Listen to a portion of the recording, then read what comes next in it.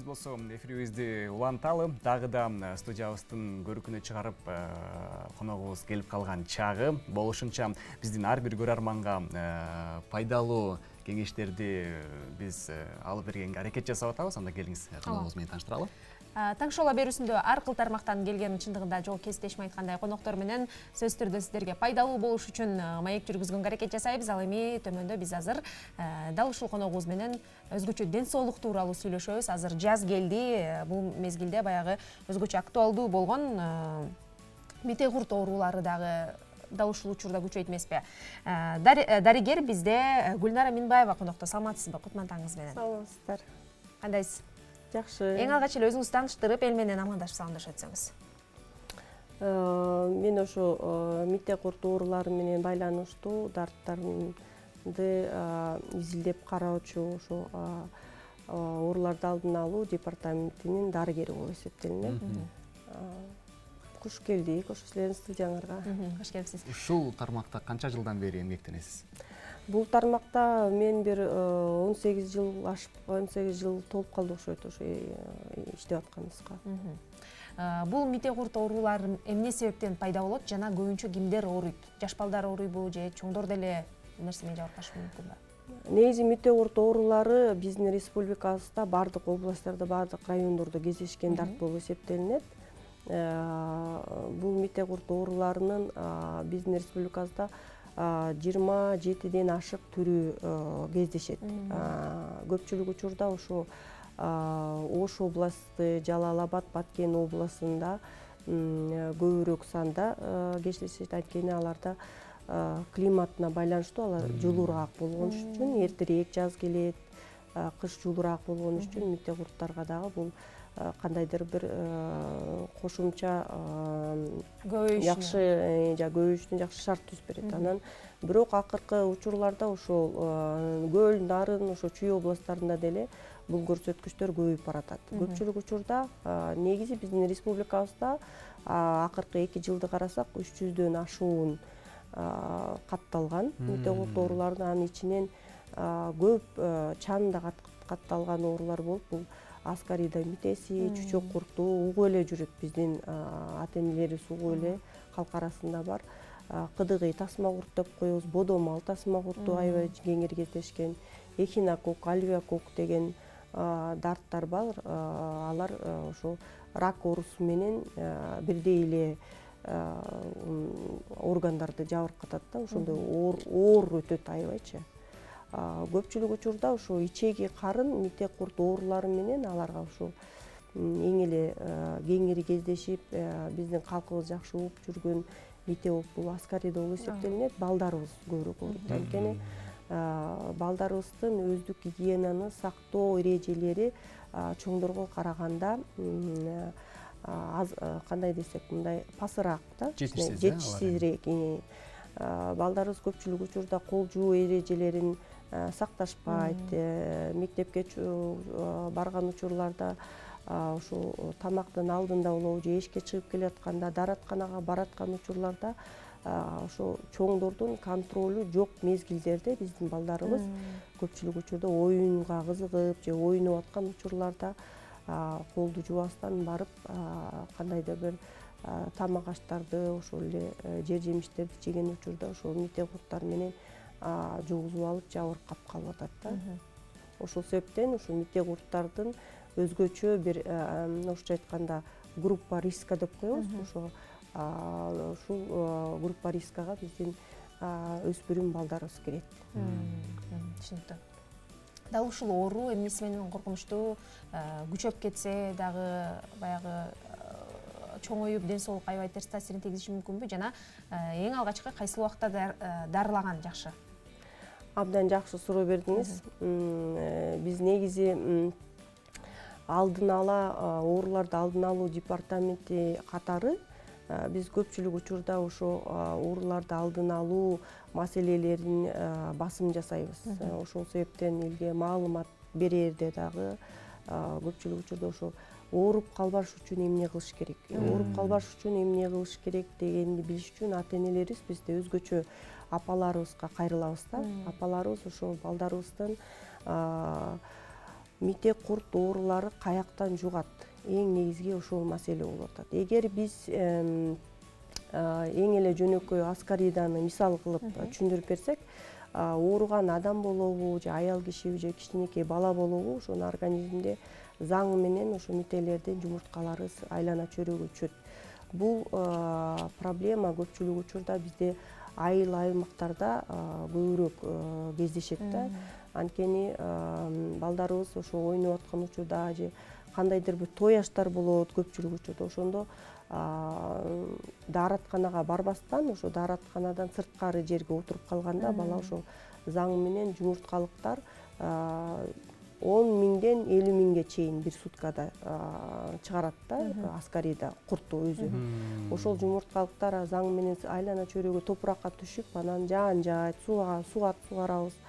Анан ошо жаз мезгилинде, азыркы тапта эмне үчүн биз ошо бул маселени көтөрүп атабыз? Жаз мезгилинде топурак менен контакт болгон учурда башка бала болобу же башка бир чоң киши болобу, ошо кадимкидей эле жумурткаларды колдорубузга жабыштырып алат дагы. Анан колду жуубастан барып нан жеген учурда, суу ичкен учурда же кандайдыр жер жемиштерди жеген учурда же бала жөн эле колун салып ойногон учурда ошо жумурткаларды жеп алат дагы. Жумурткалар жеп алгандан кийин ал жумуртка барып биздин организмге барып ичегибизге жатып эле анан баягы 40 сантиметрлик курт өсүп чыкпайт. Ошол эң негизги орчундуу көрсөткүч болуп ата-энелери билишибиз керек да. Биз апаларыбызга айтып коебуз.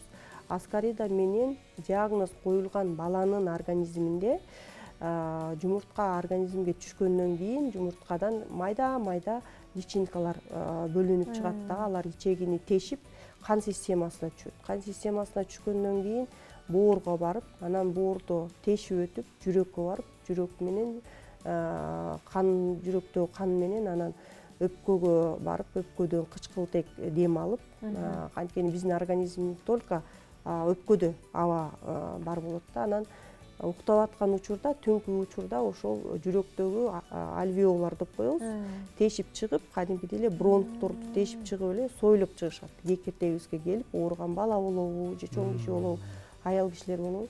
Анан уктап аткан учурда баягы кекиртегибизге келгенде ар бир ооруган адам жөтөлдү пайда кылат. Бул рефлекторуна деп коебуз медициналык термин менен айтканда. Анан жөтөлгөн учурда уктап аткан адам эшикке чыгып барып түкүрүнбөйт да. Анан баягы өзүнүн эмесин түкүрүгүн кайра жутат. Анан экинчи ирет кайра ашказаныбызга түшүп, кайра ичеге түшкөндө гана баягы 40 сантиметрлик илтейген курт өсүп чыгып атат. Ошол себептен азыркы учурда вот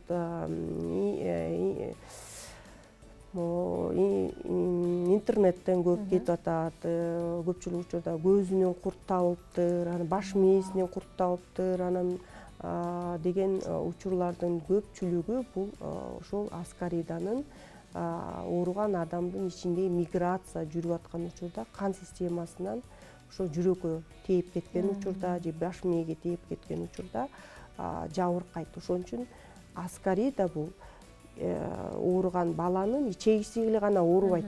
Обязательно биз сөзсүз түрдө энелерибизге, апаларыбызга ошону басым кылып айтабыз. Эч убакта ойлобогула, ичегиси эле ооруйт, башка органдар жабыркабайт деп. Эң эле жөнөкөй башка мителерди мисал кылып айтпайбыз бизчи.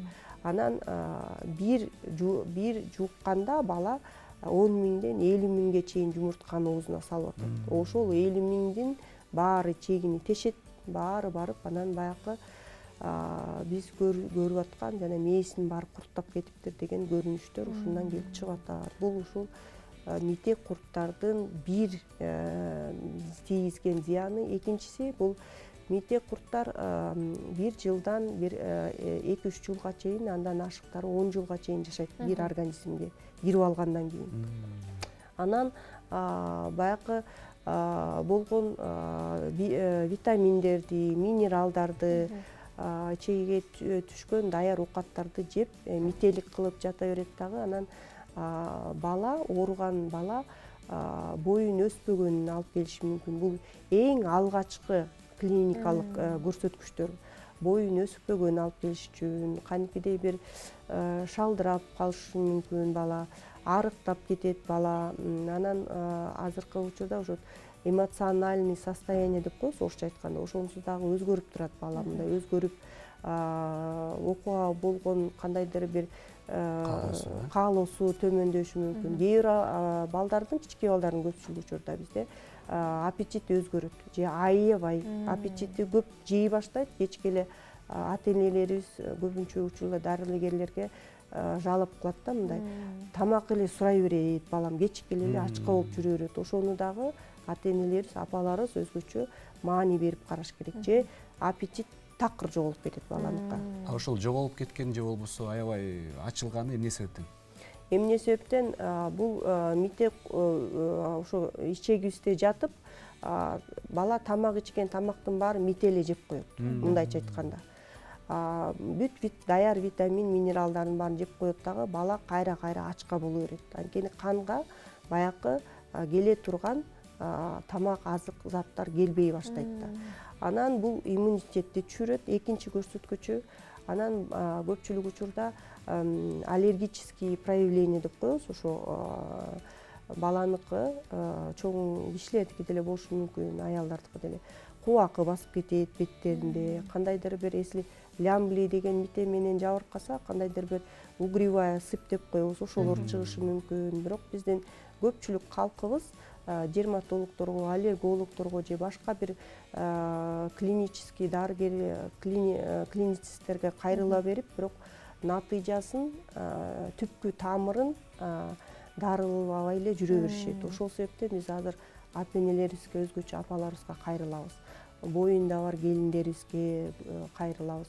Сөзсүз түрдө алдын ала кол жуу эрежелерин абдан мындай закон катары үйрөтүш керек балдарыбызгачы. Анткени өсүп келаткан организм көбүрөөк жабыркайт. Чоң организмден караганда, чоң киши, чоң аял көп жылдай болуу мите менен ооруса дагы носитель болуп жүрө берет. Көп билинбейт. Кичинекей баланыкы өсүп аткан организми клиникасы так эле көрүнүп калат да. Ошого басым жасап, ошо ата-энелерибизге, өзгөчө апаларыбызга айтабыз. Дайыма балдарыбызды ден соолугун жакшылап карап турсаңыздар, эмоционалдык жактан дагы, окуу билим жактан дагы балдарыбыз өнүгүп өсүп, физический развитие деп коет орусча, ошол тараптары дагы жакшы кетет. Ушул оорунун мындай тарап кетишине дагы бир жаратылыштан дагы себеп болот турбайбы, жаратылыш аркылуу дагы. Анан канча убакытта жетилет ошол мите курт? Орто эсеп менен. Негизи ичеги карын мите курттары ар бирөөсү ар кандай убакытта жетилет да. Айлана чөйрөдө өрчүгөн мите курттарды карасак, ошо аскаридан эле мисал кылып карасак, бир 2 жумадан бир айга чейинки жумурткалар айлана чөйрөдө жетилет. Мисалы, заң менен түшкөндөн кийин бир 2 жуманын ичинде ал жумурткаларды оорубаган адам барып контакт болуп, колу менен, мындайча айтканда, колу менен жабыштырып жумурткаларды, анан жеп алса, кол жубастан ошол оору менен, дарт менен ооруп калышы ыктымал аябай чоң да, мындайча айтканда. Дагы бир суроо берип алайын. Үй шартында болот. Негизи үй шартында кантип алдын алышыбыз керек, кантип дарылашыбыз керек. Мисалы, дарыгерлерге жетпей калган үй бүлөлөр болот. Абдан жакшы суроо болуп атат. Ошол биз айтып атпайбызбы, бул мителер көпчүлүк учурда ошо айыл-аймактарында көбүрөөк кездешет. Ошо жерге жакын жашаган учурда, ошо жер тамдарда жашаган калкарыбыз арасында көбүрөөк жугузуунун шарттары көбүрөөк дегендейчи. Ошол себептен биз алдын алуу эрежелери эң эле оңой. Баланы дарылагандан караганда, дарыга сарптаган акчаны, ден соолугун жоготуп аткан учурда аны кайра кабылына келген сарптагандан көрө самын алып, эң эле жөнөкөй самын алып, самын менен балдарыбыздарды колду жуугузганды эреже катары кабыл алышыбыз керек. Кол жуунун эрежелери ата-энелерибизге айтып өтөбүз. Мисалы, самын алган учурда биз эң биринчи колубузду самындашыбыз керек. Балдарыбызга көрсөтүп беребиз да. Колдорубузду самындайбыз, андан кийин колубуздун үстү салаларыбызды жуушубуз керек сөзсүз түрдө.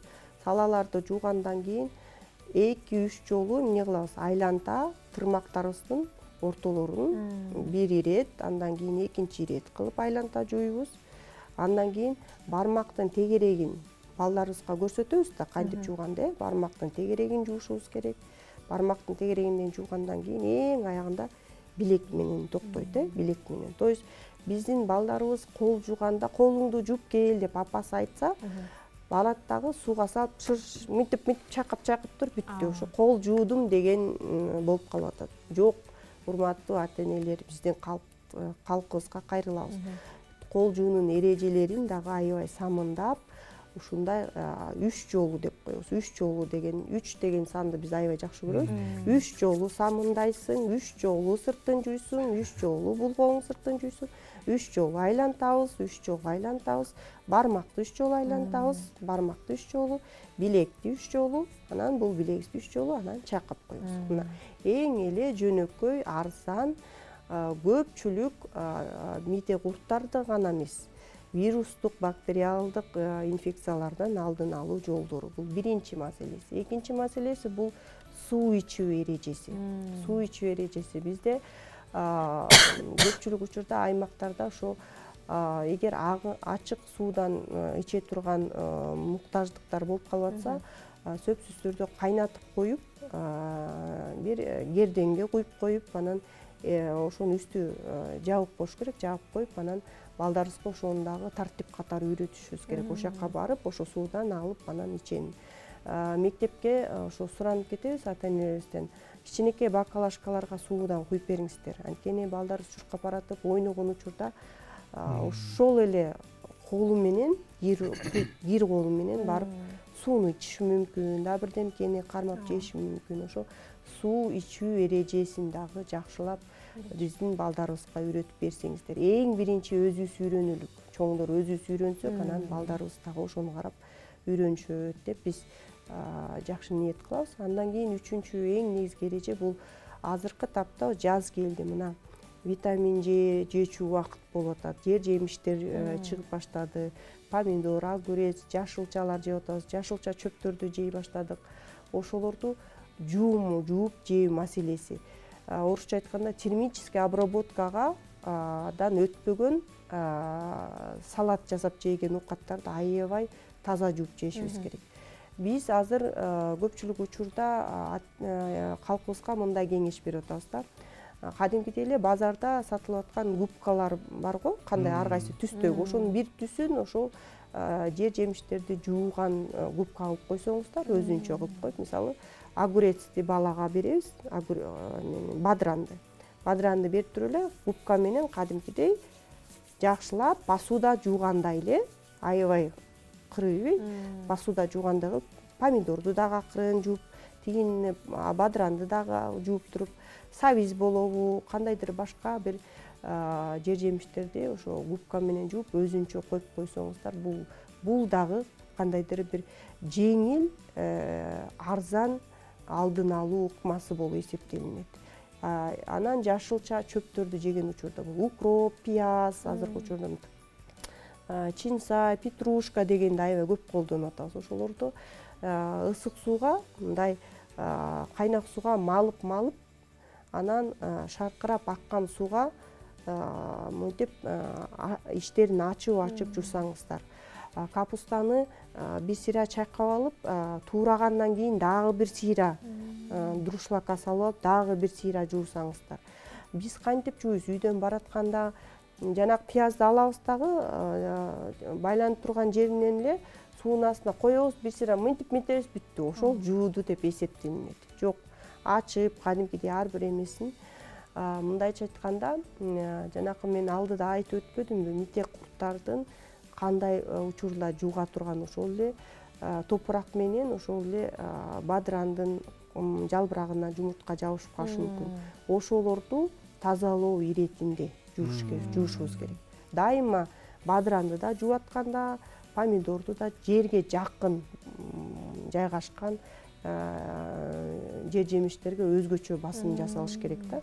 Анан клубника чыгат. Клубниканы да жакшылап жууп туруп, анан балдарыбызга берсек, мите курт ооруларынан сөзсүз түрдө айрылабыз деп ишенебиз да. Бул биз жеп жаткан азыктардын арасында же болбосо ошол эле жер жемиштер болобу, суусундуктар болобу, мите куртка каршы же болбосо аларды өлтүрө турган бир азаттар барбы, азыктар? Негизи мите курт ооруларынын кандайдыр бир эң негизги стандарт боюнча суунун өзүнүн дезинфекция деп коет да, кандайдыр бир инфекцияларды тазалоо ыкмаларында колдонуучу заттар бар. Ал колдонулат сөзсүз учурда. Бирок мите курт ооруларынын биз эң негизги мите куртту жугуза турган бул адам болуп атат. Адамдан айлана чөйрөгө түшөт. Суу ошол тазаланып келген учурда дагы ооруган адам жашаган үй бүлөдө өздүк кандайдыр бир гигиена сакталбаса, сууга барып ошол суунун ошол мите курт жумурткалары менен кандайдыр бир заландырып койсо, мисалы, мындай заражение кылып койсо деген орусча айтканда, ошондой кылып койсо, мисалы, таптаза суундан деле ооруп калышыңар мүмкүн. Ошол себептен биз дагы бир жолу басым кылып айтабыз. Сөзсүз түрдө кол жуу эрежесин, сууну ичүү эрежесин, анан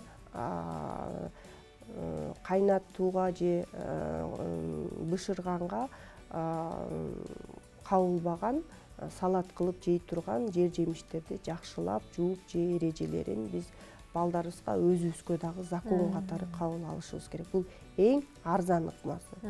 Андан экинчи бул биздин Кыргыз Республикабызда ошо Саламаттык сактоо министрлигинин буйругунда дагы жазылган, алдын ала профилактикалык дарылоо жүргүзүп турса болот. Ар бир үй бүлө мүчөсүнө 2 жаштан өйдөнкү балдарга жылына 2 жолу антигельминтный препарат деп коебуз, орусча айтканда, ар бир аптекаларда бар. Жылына 2 жолу жаз маалында, азыркы учурда, анан күзгү маалда 1 таблеткадан ар бир үй бүлө мүчөлөрүнө берип коюш керек. Бул алдын ала дарылоо болуп эсептелинет. Анткени эгер ошо мите менен жабырып калган учурда болсо, ал митени өлтүрүп убагында чыгарып ийет.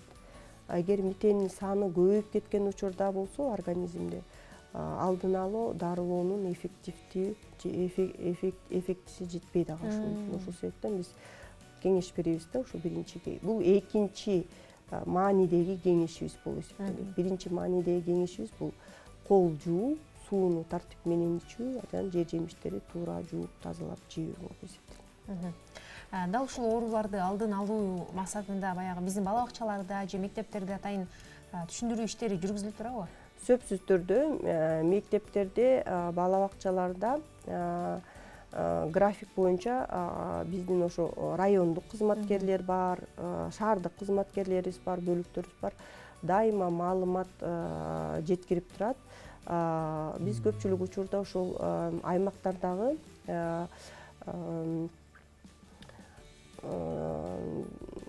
садиктерде болобу, мектептерде болобу же поликлиникаларда болобу ар бир медикти окутабыз. Андан кийин окутуп кандайдыр бир маалымат баракчаларын таратып беребиз.